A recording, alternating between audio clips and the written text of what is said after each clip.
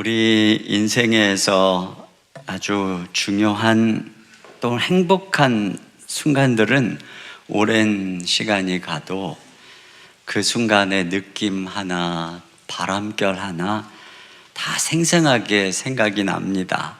근데 그것은 우리가 예수님을 만나는 순간도 마찬가지예요. 저는 38년 전에 예수님을 만났는데 그때 주님을 만난 장소, 시간, 분위기까지 다 생생하게 기억이 나고, 또 그때 나를 예수님께로 인도해 주신 분들, 또 그렇게 주님을 만날 때 함께 있었던 분들이 모두 다 생각이 나고 그립고 고맙고 그렇습니다. 왜냐하면 예수님과의 만남이 제 인생을 바꾸었기 때문에 그렇습니다. 오늘 우리가 읽은 이 본문에는 제자들이 예수님을 처음 만날 때 사건이 기록되어 있는데, 가장 처음 예수님을 만난 두 제자 중에 한 명은 오늘 본문에 안드레라고 기록을 하고 있고, 또 한 명은 아마도 이 본문의 저자인 요한일 것이라고 추정합니다.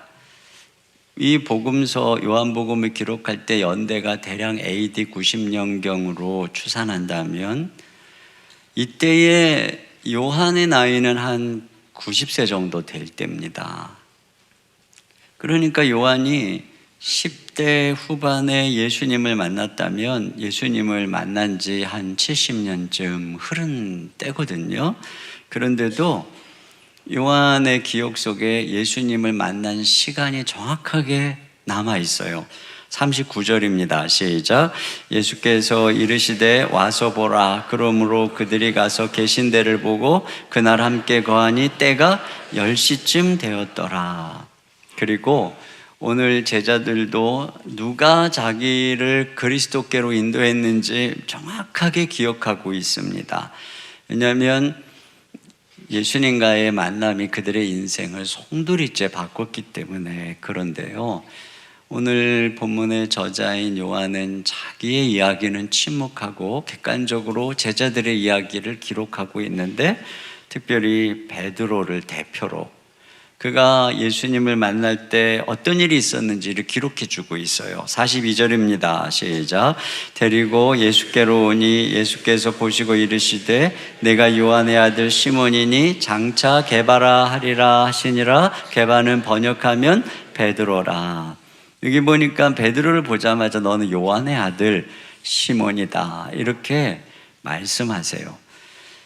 요한이라고 하는 베드로의 부친이 유명한 분이 아닙니다. 그저 그냥 흔하고 평범한 그 촌동네의 한 분이죠. 그런데 그의 아들이다 하는 것은 예수님이 이미 베드로를 다 알고 계신다, 그런 의미입니다. 그러니까 이 만남이 우연이 아니에요. 이미 만세 전에 하나님은 베드로를 선택하셨고 사랑하셨고 이제 그 아들 예수님을 통해 찾으러 오신 거죠. 예레미야를 부를 땐 뭐라고 하셨는가 보겠습니다. 예레미야 1.5절입니다. 시작. 내가 너를 모태에 짓기 전에 너를 알았고 내가 배에서 나오기 전에 너를 성별하였고 너를 여러 나라의 선지자로 세웠노라 하시기로. 네, 이처럼 이미 예수님은 베드로를 알고 계셨어요. 근데 여러분, 이것이 베드로 인생에는 정말 대단한 거예요. 왜냐하면 예수님을 만나기 전에는 내 인생은 그냥 그저 그렇고 그런 거였거든요. 제가 20살에 예수님을 만났을 때 나의 이름을 불러주시고 내가 너를 안다고 말씀하실 때, 그때 가난한 집안, 유명하지 않은 아버지 아들이라는 환경 속에서 초라한 자화상에 갇혀있던 내가 드디어 그 열등감의 껍질을 깨고 나오기 시작했습니다. 만세 전부터 하나님이 나를 택정하셨다는 바로 그 선택 안에서 내가 얼마나 소중한 존재인가를 발견했을 때 얼음창처럼 차갑게 얼어붙었던 내 마음에 따뜻한 바람이 불기 시작했고, 상처와 어둠을 녹이는 뜨거운 기쁨의 눈물이 흐르기 시작했습니다. 내가 너를 안다는 바로 이 주님의 말씀 속에서 비로소 우리는 우리 자신을 알게 되고 발견하게 되는 것이지요. 우리는 누군가가 우리 이름을 불러주기를 바라고 또 우리를 알아주기를 바라지만 사실은 우리가 만나는 모든 사람들은 자기를 알아주기를 바라는 분들입니다. 이렇게 온통 우리 주변에는 자기만 생각하고 자기를 입증하려는 연약한 인간들의 세상이기 때문에 어디도 진정한 나를 깨워줄 사람은 없어요. 정말로 우리를 알아주는 분은 단 한 분, 예수님을 만날 때에만 우리는 비로소 우리가 누구인지 나를 알게 되는 것이죠. 여기 안드레가 마지막에 어떻게 죽었는지 전해 내려오는 이야기로는 그리스의 아가야 지방에서 십자가에서 순교했다고 합니다. 그런데 그가 남긴 마지막 기도문이 이것입니다. 오 그리스도 예수시여 나를 받아주소서. 내가 본 주님, 내가 사랑한 주님, 주님 안에서 나는 내가 되었나이다. 나는 내가 되었나이다. 만세 전에 나를 택정하시고 나를 지으시고 나를 아시는 주님을 만날 때 비로소 우리는 우리를 찾는 거예요. 그러니까 예수님과의 만남은 너무나도 위대하고 기억에 생생한 만남이죠. 또 예수님은 시몬에게 장차 내 이름을 게바라 할 것이라고 말씀하세요. 여기 게바라하는 것은 헬라어로는 베드로, 반석이라는 의미입니다. 그러니까 변덕 많고 불안정한 시몬이 아주 든든한 반석이 될 것이다 라고 말씀을 하시는데 또 이제 성경 뒤에 가보면 이 반석 위에 내가 내 교회를 세우리라 이렇게 말씀하시죠. 베드로에 의해서 교회가 세워지고 또 그를 비롯한 사도들이 교회에 초속이 됩니다. 정말 놀라운 부름이 있죠. 근데 이것은 결코 베드로 안에 가능성을 말씀하시는 의미가 아닙니다. 아브라함을 통해서 내가 너로 큰 민족을 이루겠다고 말씀하실 때 그것은 아브라함 안에 있는 가능성을 말씀하시는 게 아니에요. 내가 너를 그렇게 만들겠다는 말씀이죠. 가능성으로 치면은 아브라함과 그의 아내 사라는 점점 늙어서 결국은 아이를 잉태할 수 없는 불가능한 가능성 제로의 몸이 되어버렸습니다. 만약에 이 가능성으로 생각한다면 갈릴리 어부 베드로가 오늘날 이렇게 대단한 교회의 반석이요 또한 위대한 인물이 될 확률은 가능성 제로입니다. 우리가 예수님을 만나면 우리 안에 무슨 잠재력이 개발되는 수준의 만남이 아니라 우리 안에 가능성이 제로인 그런 놀라운 일이 일어나는 것이죠. 여러분 우리가 구원받는 것부터 그렇습니다. 우리 죄악된 인생이 의롭게 되는 것, 죄를 사함받아서 성령님이 내 안에 내주하시는 것, 우리가 하나님 아버지께 기도할 수 있게 되는 것, 이게 모두가 다 내 힘으로는 가능성 제로의 일들이죠. 우리가 죄를 이기고 승리하는 것, 나 같은 고집쟁이가 다른 사람을 이해하고 용서하고 사랑하는 일, 죄와 불성실로 망가진 내 인생이 완전히 고쳐져서 새로운 창조적인 인생으로 살아가게 되는 이 모든 것들은 내 죄악된 인생으로서는 가능성 제로의 일들입니다. 또 부활해서 주님과 함께 하늘 보좌 우편에서 영원토록 왕노릇하는 것 전혀 우리 안에 있는 가능성의 얘기가 아니죠. 저 개인적으로는 그 어떤 선생님도 알아주지 않던 요즘 애들 말로 치면은 찌질이 같던 제 인생이 이렇게 여러분들 앞에서 설교를 하는 이런 일도 제 안에 가능성으로 보면 가능성 제로의 일이 지금 벌어지고 있는 것입니다. 바로 이렇게 예수님을 만나면 우리 가운데 불가능하다고 생각하는 일, 가능성 제로의 일들이 일어나는 그런 위대한 만남이 바로 우리 예수님과의 만남인 줄로 믿습니다. 그러니까 예수님과의 만남이 수십 년이 지나도 그때의 시간이 또 그때의 나를 예수님께로 인도했던 사람들 또 그들과 나눴던 모든 대화 하나가 생생하게 다 기억이 나는 것이죠. 저의 친구 중에는 이제 목사님이 된 분들이 여러분들이 있는데, 그 중에 이제 아주 오랜만에 대학 1학년 때부터 같은 과 친구였지만, 아주 오랫동안 이제 연락이 없다가 한 수십 년 만에 최근 이제 교제를 하게 된 목사님이 계세요. 근데 이제 그분이 저를 만나면 하시는 말씀이 뭐냐면, 이노야 진짜 고맙다. 이노야 진짜 고맙다. 그때 네가 나를 CCC로 인도해 준 게 너무너무 고맙다. 이제 그러는 거예요. 그런데 만날 때마다 그러는 거예요. 만날 때마다. 그리고 다른 사람들하고 만나도 말이죠. 이노 목사가 나에게는 은인입니다. 나를 CCC로 인도했습니다. 왜 그러냐면, 본인이 이제 CCC에 와서 예수님을 만났고 예수님을 통해 인격이 완전히 바뀌어서 이제 하나님께 헌신하는 삶을 살게 됐기 때문에 본인에게 있어서는 CCC에 들어온 게 너무 감사한 일이고 그게 엄청난 일이에요. 그러나 나는 그때 몇 마디 한 것밖에 없어요. 그리고 잊어버렸어요. 그래서 사실 본인이 막 그때 내가 그 계단에 있었을 때 어쩌고저쩌고 생각도 안 나요, 저는. 그런데 자꾸 고맙다 그러니까 난 너무 미안한 거예요. 그러나 본인 입장에서는 그게 엄청난 인생의 대단한 일이기 때문에 그때 저를 통해서 내가 했던 이야기, 어디서 어떻게 했던 얘기, 그리고 자기가 그 이후의 삶의 변화의 이야기가 막 생생하게 생각이 나니까 저한테 그렇게 고맙다 그러는 거예요. 이처럼 우리가 예수님을 만난 그 시간은 영원한 순간입니다. 또 예수님을 만난 그 장소는 영원한 우리에게는 성지입니다. 그리고 우리를 예수님께로 인도해 준 그 사람들은, 정말 고마운 그 사람들은 영원한 은인입니다. 그런 면에서 오늘 최초의 전도자들을 살펴보면서 우리가 어떻게 하면 오늘 누군가에게 이런 고마운 인생이 될 수 있을지를 한번 생각해 보려고 합니다. 첫째로는 우리의 선한 영향력을 사용해서 사람들을 예수님께로 인도할 수 있어야 합니다. 제자들 2명에게 예수님을 처음으로 전해준 사람은 세례 요한입니다. 여기 나오는 이제 요한은 바로 세례 요한을 가리키는 건데요.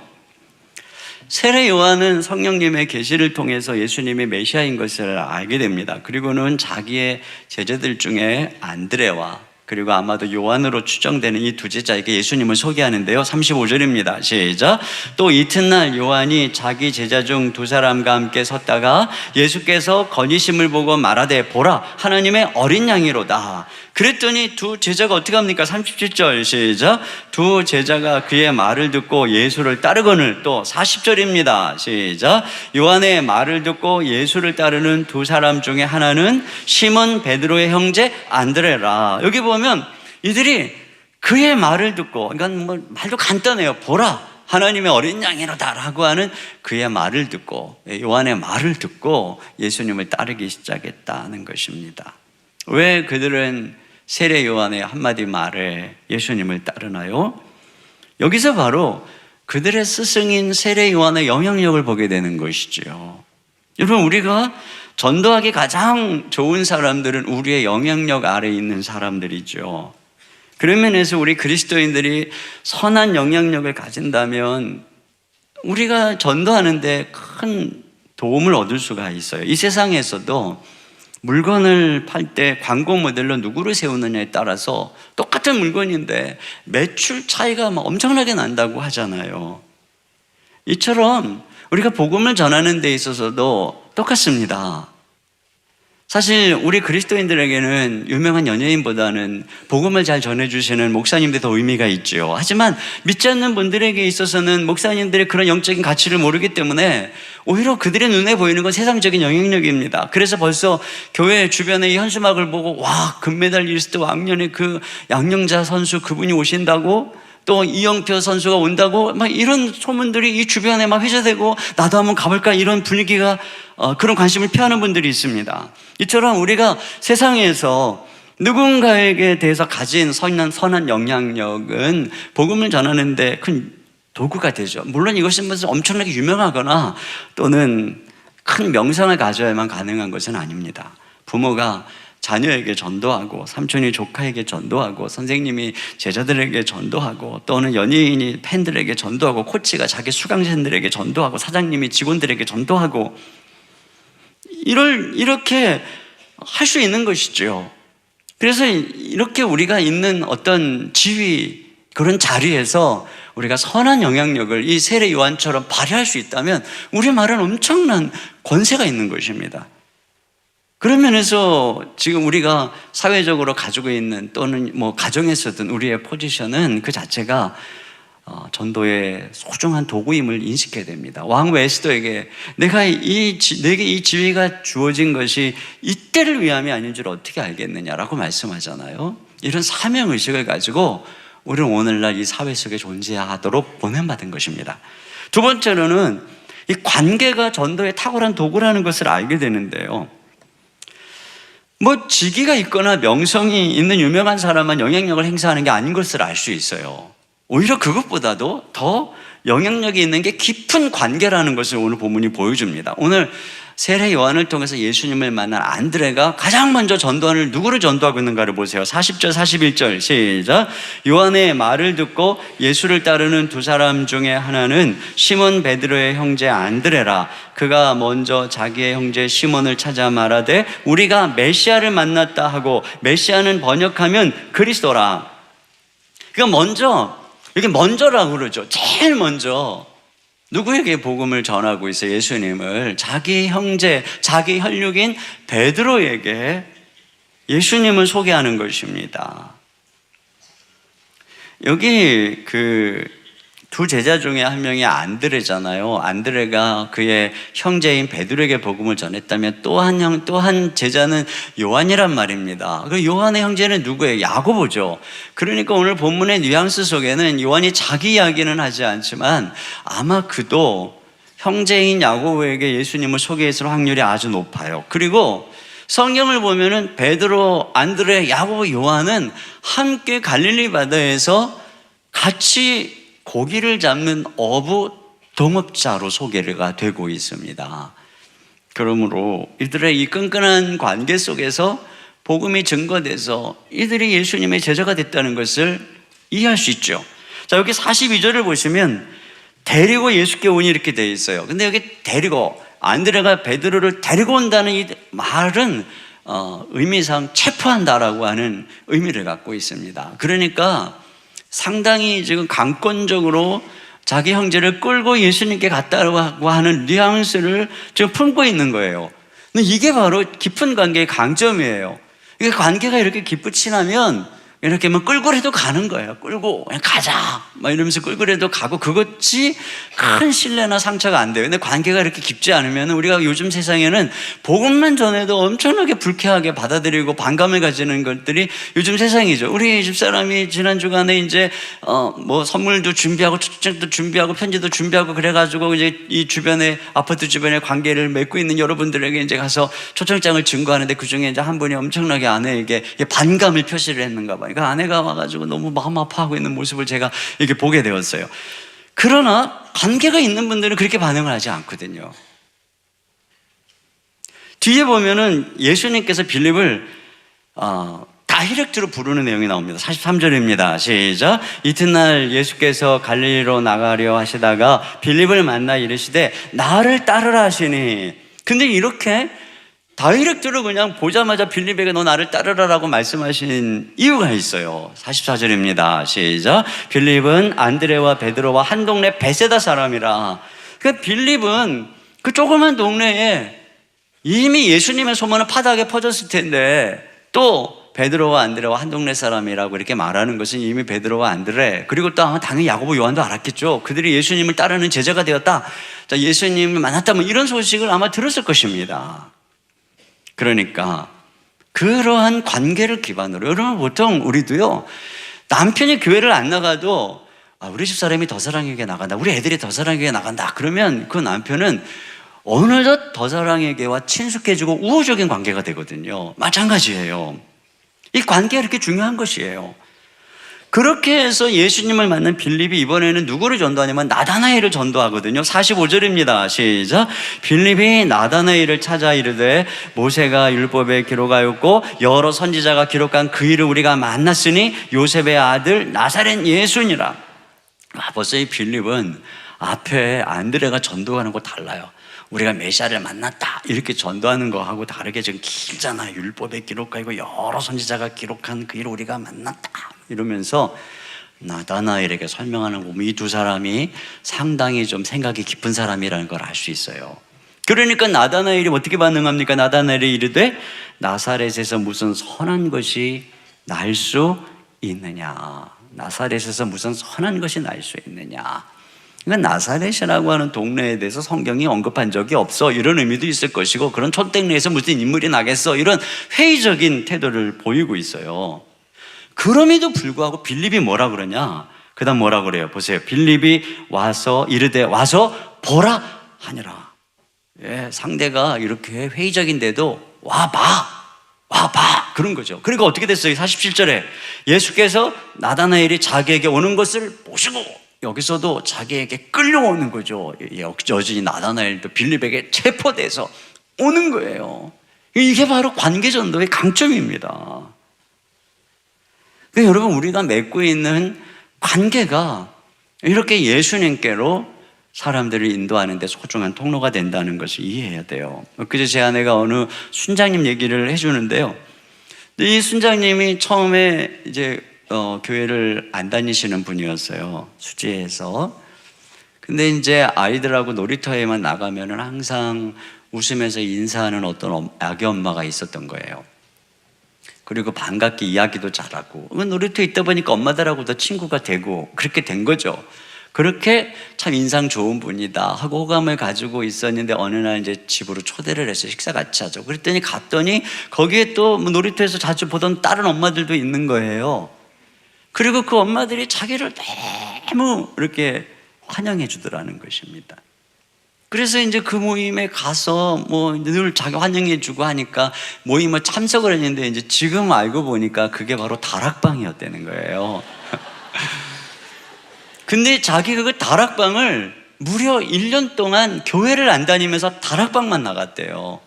그러다가 그분들 다 친하니까 결국은 교회도 나오게 되고 훈련도 받게 되고 지금은 이제 순장이 되었다, 이런 말씀을 하는 거예요. 여기 보세요. 관계, 우리 주변의 관계가 전도의 기초가 되는 거예요. 이렇게 막 전도하라고 그러면 평소에 관계 좀 잘 쌓아놓을 걸, 이런 생각 막 들잖아요. 그러니까 지금부터 그렇게 하는 거예요. 관계. 그래서 엘리베이터에서 만나면 인사도 잘하고 말도 먼저 걸고 이렇게 자꾸 하는 거예요. 그러면 다 우리에 대해서 좋은 인상을 가지게 되는 것입니다. 우리가 예수님께서 이웃을 사랑하라고 명령하신 이 대계명, 이것을 잘 순종하면 그것이 땅끝까지 복음을 증거하라는 지상 명령의 밑받침이 되는 것입니다. 안드레는 사실 성경에 별로 이렇게 기록이 없어요. 그러나 안드레의 위대함은 베드로처럼 한 번에 막 5,000명, 3,000명을 회개시키는 위대한 사람을 전도했다는 데 있는 것이죠. 여러분, 우리가 우리 자신이 베드로와 같이 위대한 전도자가 될 수 없을 수도 있어요. 그러나 우리는 안드레처럼 그렇게 위대한 복음을 증거하는 어떤 한 사람을 전도할 수 있는 것입니다.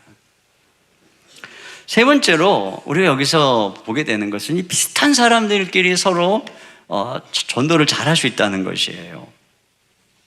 여기 보면 요한과 안드레가 예수님을 믿고, 안드레가 베드로에게, 그리고 아마도 요한이 야고보에게 복음을 전했을 확률이 높습니다. 근데 이들이 형제잖아요. 이제 베드로와 안드레 형제고, 또 요한과 야고보가 형제고, 그리고 또 이들이 어부 동역자라고 그랬잖아요. 그러니까 이들이 서로 영향을 미치는 거예요. 그런데 또 여기 나오는 이 빌립과 나다나엘이 비슷해요. 아까도 제가 말씀드렸지만 벌써 이게 전도할 때 이게 말도 길고 이 내용을 보면은 뭔가 좀 두 사람의 성향이 다르다는 걸 알 수 있어요. 여기 먼저 언급된 베드로, 안드레, 야고보, 요한은 제자 12제자의 첫 번째 그룹에 속합니다. 베드로, 안드레, 야고보, 요한 첫 번째 그룹입니다. 그런데 두 번째 그룹의 첫째가 빌립이고, 이 나다나엘은 바돌로메일 거라고 많은 학자들이 얘기합니다. 그러니까 이 두 사람은 두 번째 그룹이 시작되는 사람이죠. 빌립과 바돌로메, 도마와 마테. 이렇게 이 두 번째 그룹은요, 첫 번째 그룹하고는 성향이 좀 달라요. 두 번째 그룹의 이 도마 같은 경우 우리가 알잖아요. 예수님, 내가 부활하신 예수님 직접 보기 전에는, 만져보기 전에는 못 믿겠다. 의심이 많았다고 하죠. 또 마태는 직업이 세리였습니다. 그러니까 돈을 다루는 사람이기 때문에 상당히 계산적이고 분석적인 사람일 거라는 생각을 할 수가 있어요. 빌립 같은 경우에도 예수님 오병이어 사건에 이런 얘기 했잖아요. 요한복음 6장 7절입니다. 시작. 빌립이 대답하되 각 사람으로 조금씩 받게 할지라도 200데나리온의 떡이 부족하리이다. 이 사람도 이렇게 계산이 먼저 돌아가는 사람인 것을 알 수 있어요. 나다나엘도 마찬가지예요. 빌립이 전도하니까 반응이 나사렛에서 무슨 선한 게 나오겠느냐라고 이렇게 굉장히 의심을 먼저 하고 회의적인 이런 것을 보게 되지 않습니까? 그런데 바로 이렇게 비슷한 성향의 사람들끼리 서로 영향을 주고 전도가 이루어지고 있는 것을 보게 되는 것입니다. 만약에 나다나엘을 베드로가 전도했다면 실패했을 확률이 되게 높다고 생각해요. 왜냐하면 베드로는 나다나엘하고 좀 달라요. 그래서 이게 지금 이 생각보다는 말이 막 앞서고 행동이 앞서는 사람입니다. 그러면 나다나엘 같이 이렇게 신중한 사람은 베드로 같이 덜렁덜렁거리고 막 행동이 앞서고 막 앞뒤가 안 맞고 그러면은 되게 좀 신뢰가 안 간다 이렇게 생각하기 쉽거든요. 그러나 빌립은 자기하고 비슷해요. 빌립은 평소에 이 친분이 있는 거죠. 비슷해요. 그러면 이런 사람의 말을 신뢰하게 되는 것이죠. 마찬가지예요. 우리도 우리와 비슷한 사람들을 신뢰하는 것입니다. 제가 한번 질문해 볼게요. 원숭이하고 펜더곰하고 바나나가 있어요. 원숭이, 펜더곰, 바나나 이 세 개 중에 관련 있는 두 가지를 꼽으라고 하면 자, 원숭이하고 뭘 꼽겠어요? 바나나죠. 네, 우리 동양적 사고를 하는 사람들의 90%는 원숭이하고 바나나를 꼽습니다. 그런데 서양적인 사고를 하는 사람들의 대다수는 원숭이하고 펜더검을 꼽는다 그래요. 왜? 우리는 공동체적이고 관계중심적인 사고와 관점을 가졌기 때문에 어떤 관련성이 있는가 하는 데 초점을 두죠. 그러나 서양 사람들은 보다 더 합리적인 사고 또는 개인적인 사고에 더 익숙하기 때문에 그들은 이 개통학적인, 그래서 원숭이 동물, 펜더검 동물, 바나나 과일, 그러니까 관련성이 없다. 그래서 이 두 이걸 꼽는다는 거예요. 그러니까 이렇게 관점이 달라요. 근데 우리는 관점이 비슷한 사람들을 잘 이해하는 거예요. 그리고 또 서로에게 영향을 미치게 되는 거죠. 그러니까 전도도 이렇게 비슷한 관점을 가지고 또는 비슷한 생각을 가진 사람들끼리 전도가 잘 이루어지고 우리 교회도요, 저하고 비슷한 분들이 더 많이 오는 거예요. 그러니까 부부 중에 한 분은 나하고 비슷할 확률이 높은 거죠. 그리고 또 여러분 주변에 있는 사람들, 여러분이 전도하는 분들도 마찬가지 그럴 확률이 아주 높은 것입니다. 그런 면에서 우리가 전도할 때 가장 좋은 것은 같은 취미나 같은 직업을 가진 대상들이라고 할 수가 있어요. 예를 들어서 반도체나 전자업계 같은 데서 근무하는 분들끼리 성향이 좀 비슷할 거라고 생각이 돼요. 법조계에서 일하는 분들도 성향이 비슷하실 것 같아요. 사업하는 분들도 보면 좀 다르잖아요. 공무원 하시는 분들끼리도 또 서로 뭔가 좀 통하는 게 있을 거라고 봐요. 영업 뛰는 분들, 그분들끼리 또 성향이 또 다르거든요. 그러니까 이와 같이 우리가 갖고 있는 직장이 우리의 사명지가 될 수 있어요. 가장 좋은 사명지가 될 수 있어요. 동료들이. 그 같은 취미를 가진 그런 분들이 또한 우리에게 있어 전도의 좋은 대상자가 될 수 있는 것입니다. 그래서 보세요. 이 베드로와 요한. 어부 동역자가 전도 동역자가 되잖아요. 그러니까 우리도 함께 일하는 일터에 있는 동역자가 신앙의 동역자가 될 수 있는 것이고 같이 골프를 치던 골프의 동반자가 전도의 동역자가 될 수 있는 줄로 믿습니다. 네. 골프 치시는 분들 왜 아멘을 안 하시나요?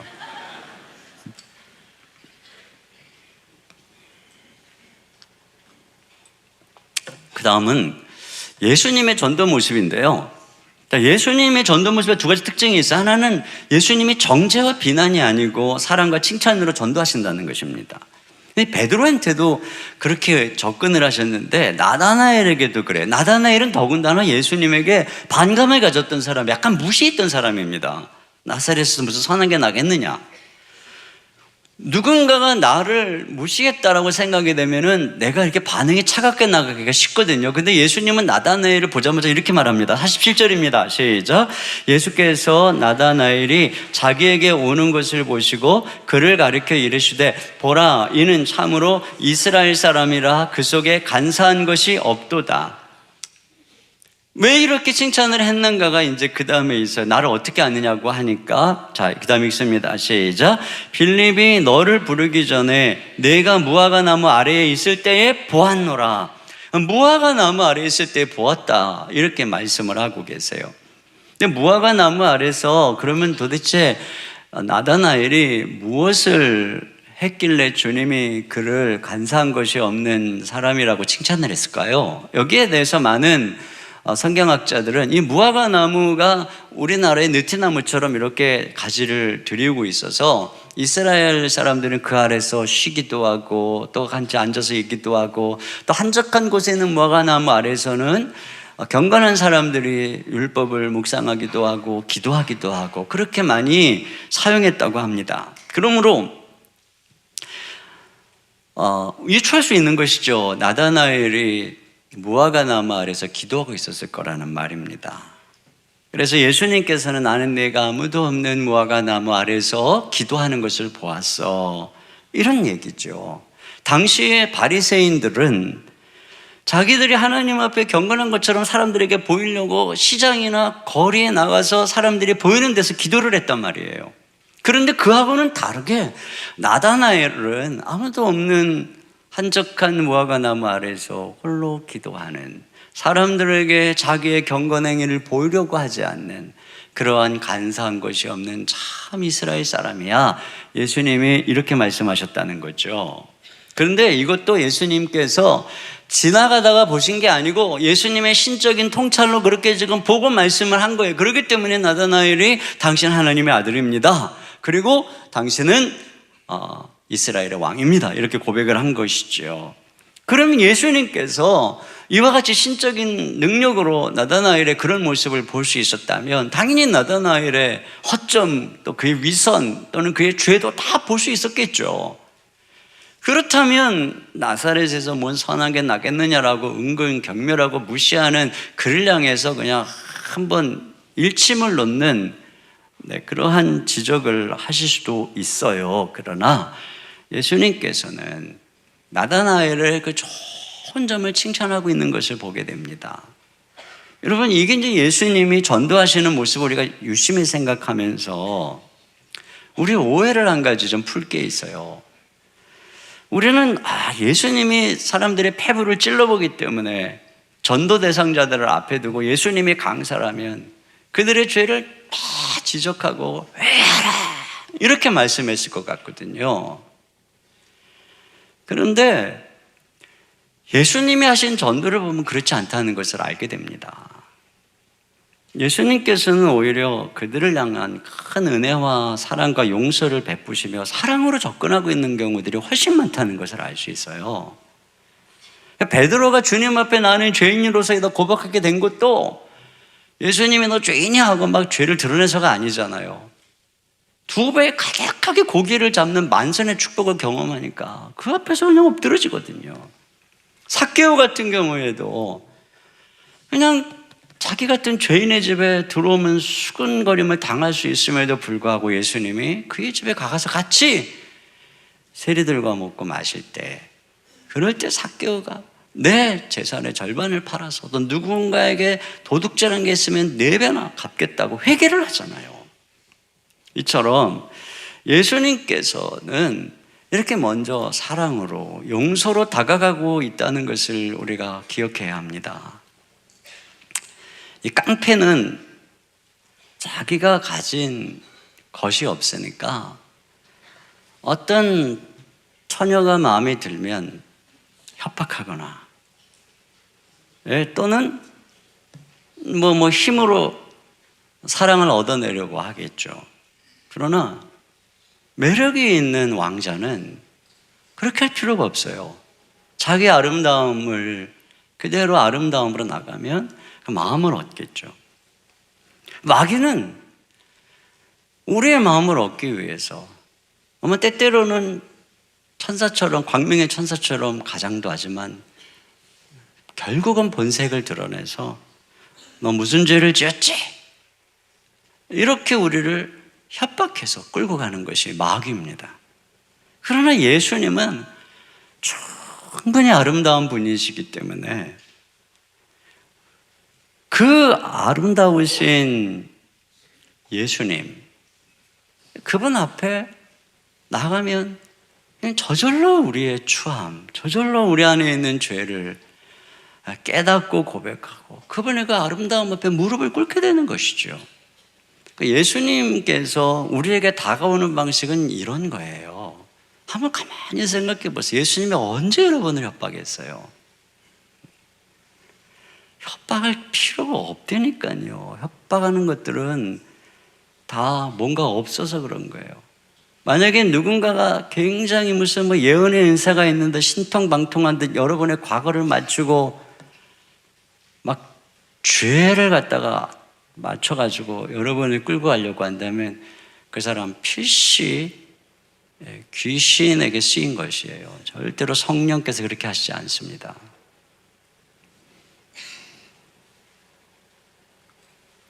우리가 비신자에게 다가갈 때 이런 예수님의 모습을 배워야 되는 것입니다. 또 주님께서는 그의 선한 행동을 인정하시면서 전도의 발판으로 삼고 있는 것을 알 수 있어요. 51절입니다. 시작.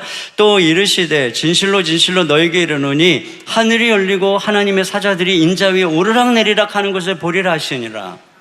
여러분, 이 말씀만 보아도 앞에 지금 나다나엘이 무화과 나무 아래서 기도를 했다는 것을 유추할 수 있어요. 자, 지금 뭐라 그래요? 지금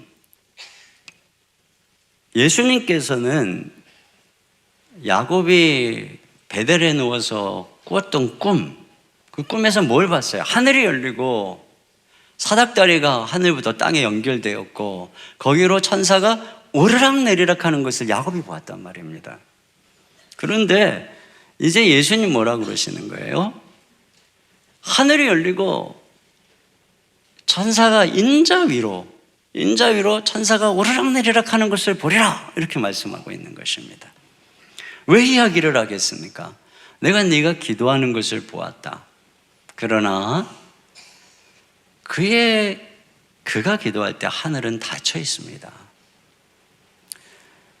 왜? 그는 죄인이기 때문에. 그리고 그 죄인인 그로 하여금 절대로 율법이 그로 하여금 하나님께로 이끌어주지 못하기 때문에 그의 기도는 하나님께 상달되고 천사가 그의 기도를 가지고 올라가고 또 응답을 가져내려는 일이 일어나고 있지 않은 것입니다. 그러나 이제 예수님으로 말미암아 네 안에 하늘이 열릴 것이다. 그리고 나로 말미암아 하늘과 땅이 연결돼서 네가 하는 기도가 하나님께 도달되고 하나님의 응답이 너에게 순간순간 이루어지는 그런 놀라운 은혜가 일어나게 될 것이라고 말씀하고 있는 것입니다. 그러니까 이것이 주님의 전도법이에요. 그의 종교적인 경건을 칭찬하면서 그러나 그것을 진짜로 이루어주고 성취해 줄 사람이 바로 나다, 예수님이라고 소개하고 있는 것이죠. 그런 면에서 우리가 이 세상 사람들의 선행과 업적에 대해서 함부로 정죄하면 안 됩니다. 예수님을 알지 못하는 분들 가운데도 참 의롭고 나름대로 선하고 정직하게 살려고 애쓰는 분들이 많이 계세요. 우리는 그런 분들의 그 진실함을 예수님처럼 칭찬하고 인정하고 그것을 소중한 이 대화의 통로로 삼아야 합니다. 그분들이 이 세상에 비신자들이 가지고 있는 여러 가치 중에 기독교와 공존할 수 있는 여러 가치들이 많잖아요.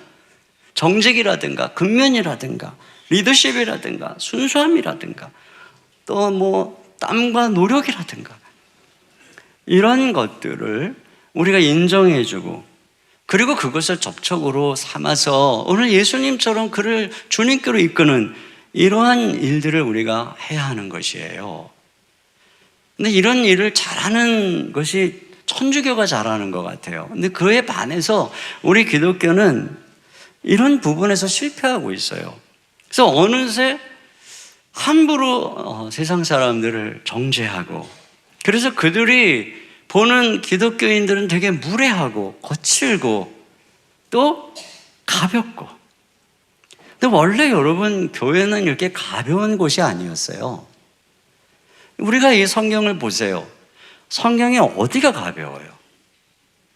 우리가 성경을 보면 볼수록 그 깊이, 그리고 그 고결한 가치, 그리고 그 넓은 세계관, 이 성경을 알면 알수록 내가 얼마나 성경을 모르는가를 깨닫게 될 수밖에 없는 것이 성경의 깊이입니다. 그러니까 이 성경은 우리를 정말 깊이 있는 사람으로 만들어주는 거거든요. 그런데 너무 교회가 가벼워졌어요. 너무 천박해졌어요. 이게 저는 한국 부흥운동의 이 음과 양이라고 생각해요. 한편에서는 부흥사들을 통해서 교회들이, 많은 사람들이 주께로 나오는 부흥이 일어났는지 모르겠지만, 다른 한편에서는 너무 천박해진 거예요. 여러분, 요즘에 우리 아이들, 중학교, 고등학교 다니는 아이들이 학교에서 읽으라고 하는 독서 과제의 책을 한번 부모님들이 보셔야 돼요. 굉장히 깊이 있고 수준 있는 책들을 봅니다. 인문학적으로 그런 책을 보면서 아이들의 생각이 굉장히 깊어지고, 그런 면에서 요즘을 살아가고 있는 현대인들은 예수님의 제자들의 첫 번째 그룹보다는 두 번째 그룹에 있는 사람들하고 굉장히 비슷하다고 저는 생각을 해요. 그런데 그들이 볼 때 우리는 너무 무례하고 가볍고, 그러면 이 세상이 자꾸 교회에 대해서 문을 닫는 거예요. 자꾸 문이 닫히는 거예요. 오늘 예수님이 나다나엘에게 어떻게 접근을 했는지 우리가 깊이 좀 생각해 봐야 돼요. 그리고 이 두 번째 그룹에 있는 사람들 같은 경우에는 이게 막 생각이 깊고 의심이 많고 막 따지고 이러기 때문에 결단하고 믿는 데는 오래 걸리지만, 일단 믿으면 그 믿음이 굉장합니다. 이 두 번째 그룹하고 또 비슷한 사람이 좀 바울이라고 생각하거든요.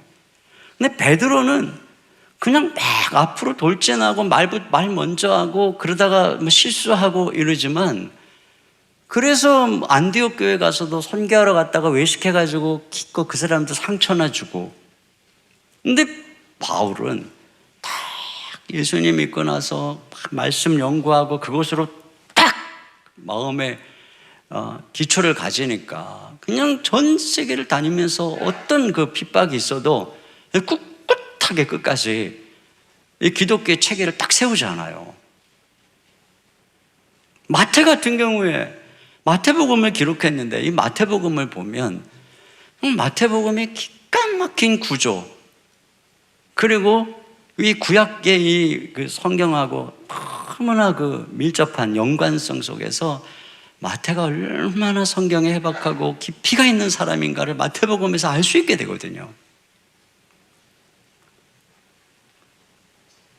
도마 같은 경우에 그렇게 의심이 많은 도마가 일설에 의하면 가장 멀리 인도까지 복음을 전하러 가서 거기서 순교했다, 이렇게 말하잖아요.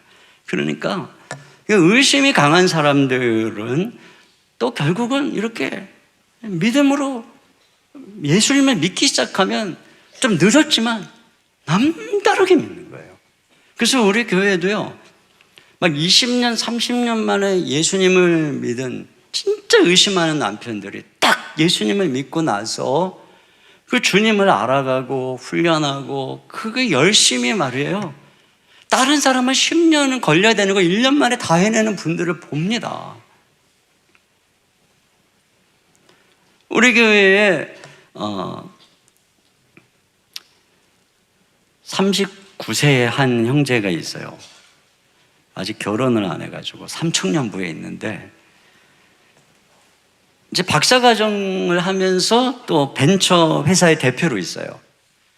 근데 미래 에너지에 아주 중요한 원천 기술을 가지고 있는 아주 유망한 회사입니다.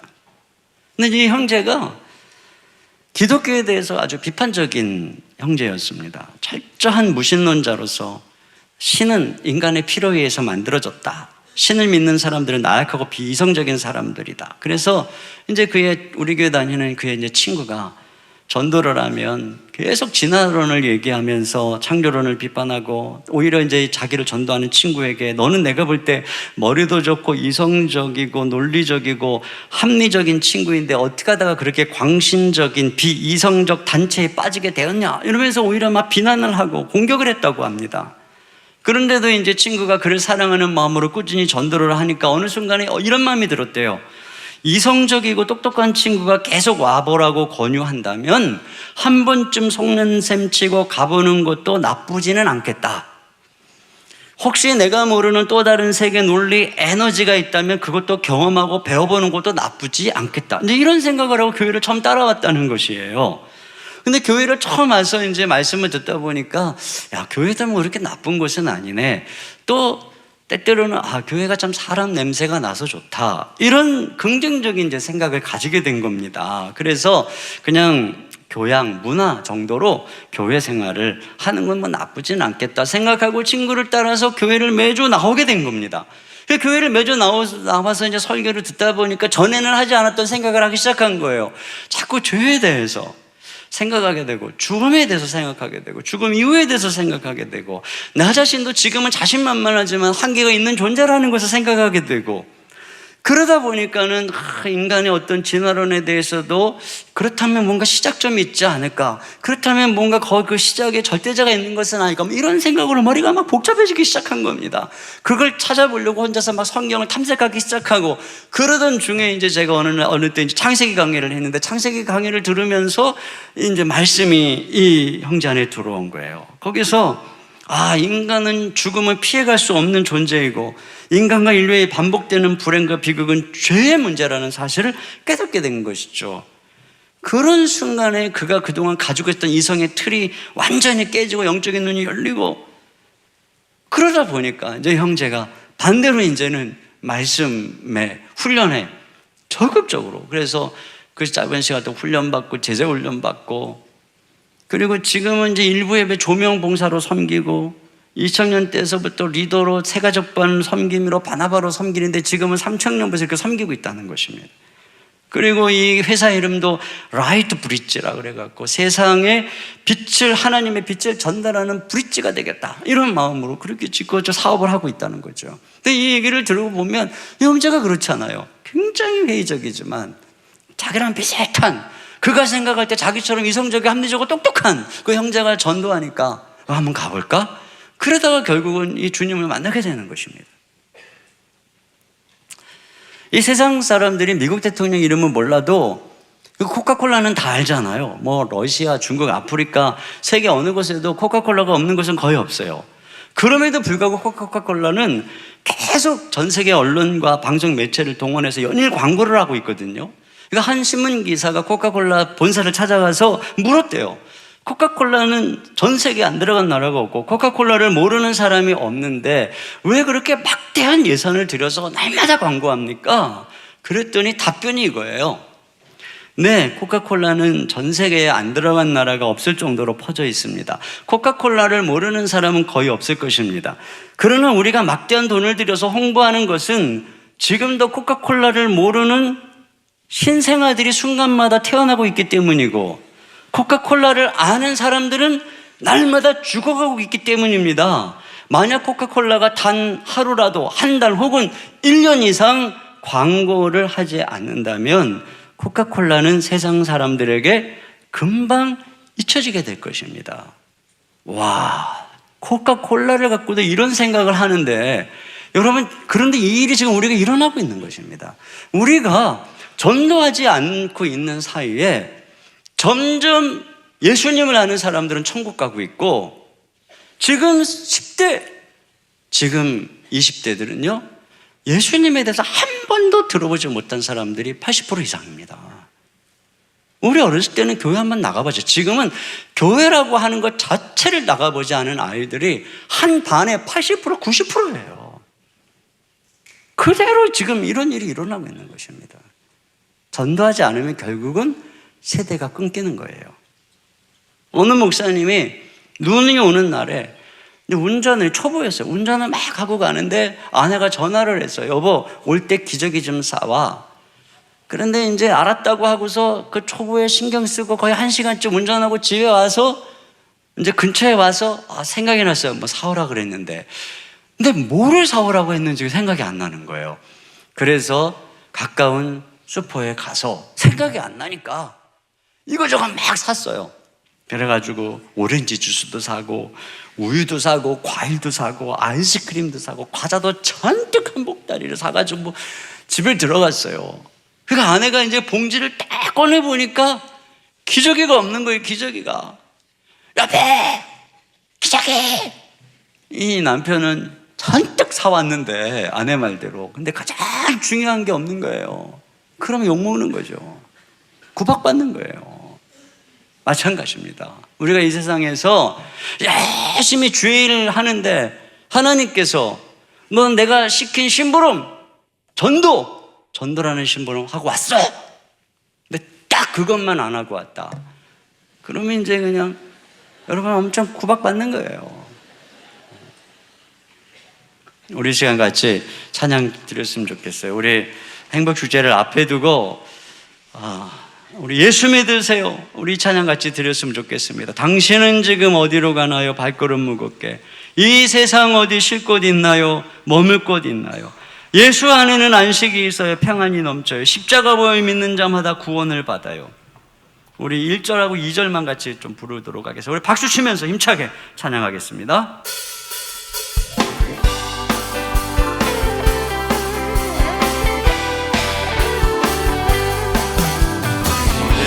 지금 어디로 가나요? 발걸음 무겁게. 이 세상 어디 쉴 곳 있나요? 머물 곳 있나요? 예수 안에는 안식이 있어요.